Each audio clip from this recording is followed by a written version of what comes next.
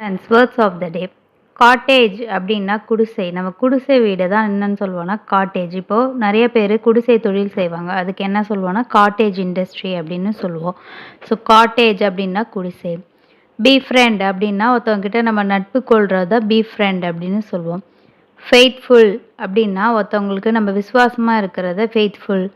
Baby sitter அப்படின்னா குழந்தைய பராமரிக்கிறவங்கள தான் நம்ம பேபி சிட்டர்னு சொல்லுவோம்.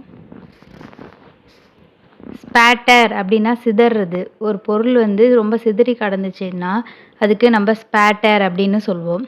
லேஷ் அப்படின்னா பலம் கொண்டு அடிக்கிறது. இப்போ சாட்டை அந்த மாதிரி ஒரு பொருளை வச்சு நம்ம நல்லா அடிக்கிறத நம்ம லேஷுன்னு சொல்லுவோம். ப்ளாய் அப்படின்னா சூழ்ச்சி. இப்போது எதனாவது ஒன்று தந்திரமாக நம்ம சூழ்ச்சி பண்ணுறது அதுக்கு ப்ளாய்ன்னு சொல்லுவோம். விட்டி அப்படின்னா நகைச்சுவையாக பதில் சொல்கிறது. இப்போ நம்ம ஏதாவது ஒரு கேள்வி கேட்டோம்னா அதுக்கு ஒருத்தவங்க நகைச்சுவையாக ரிப்ளை பண்ணுறத நம்ம விட்டி அப்படின்னு சொல்லுவோம்.